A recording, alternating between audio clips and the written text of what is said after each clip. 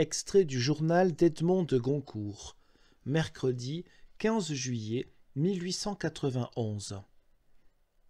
Aujourd'hui, il y a un grand dîner chez les Daudet, où ont été invités le ménage Zola, le ménage Charpentier et Coppée.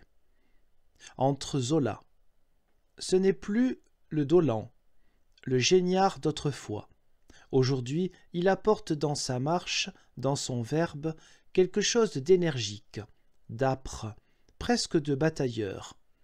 Et dans ses paroles revient à tout moment le nom de Bourgeois, le nom de Constant, auquel il a écrit ou qu'il a vu, accusant chez lui un curieux envahissement de l'officialité et peut-être d'une ambition politique. Quant à sa femme, auprès de laquelle je marche un moment et qui souffre d'affreuses migraines, elle me dit qu'elle est persuadée qu'elle deviendra folle. Et comme je la plaisante sur cette imagination biscornue, elle revient à son idée de folie, comme à une idée fixe et avec une persistance singulière. Bientôt arrive Coppée, qui vient de Compes-la-Ville, d'un petit village de l'autre côté de la forêt de Sénart, où il a loué cette année. Dans la peau tannée du poète, la clarté aiguë de sa prunelle à la couleur de l'eau de mer donne à ce Parisien la physionomie d'un vieux loup de mer. On s'est assis sur la petite terrasse et l'on cause de la mauvaiseté de la jeune critique à notre égard.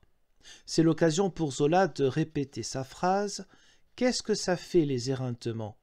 Qu'est-ce que ça fait? Rien !» Et il déclare que, quant à lui, ça l'intéresse et que c'est pour lui une petite joie de savourer, le soir, un article féroce qu'il a entrevu le matin.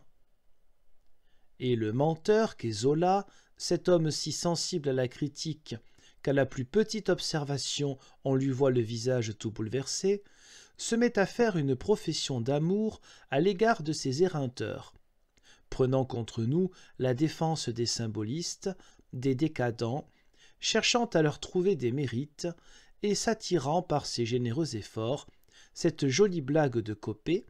Comment, maintenant, vous, Zola, vous vous occupez de la couleur des voyelles? On passe à table avec déjà un rien de nervosité monté dans la voix de Daudet par le côté mensonge des déclarations de notre confrère.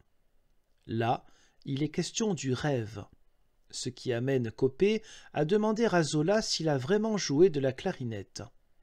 Et Zola de célébrer la clarinette, de proclamer que c'est l'instrument qui représente l'amour sensuel, tandis que la flûte représente tout au plus l'amour platonique.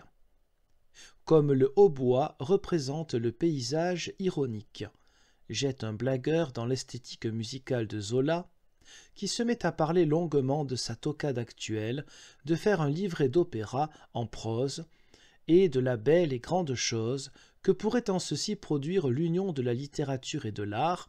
Oui, Zola, lui dis-je, vous êtes pour une bonne julienne fabriquée de ça et de ça.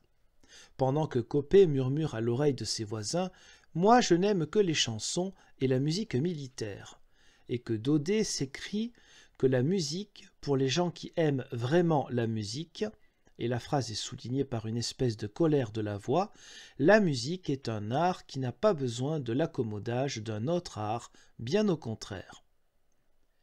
Là-dessus, à la suite de son père, le jeune Daudet s'emballe, déclare, sans respect pour les théories de Zola, que la symphonie est la seule forme haute de la musique, et professe très éloquemment que la musique ne doit avoir qu'une action auditive, et donner seulement un plaisir des sens.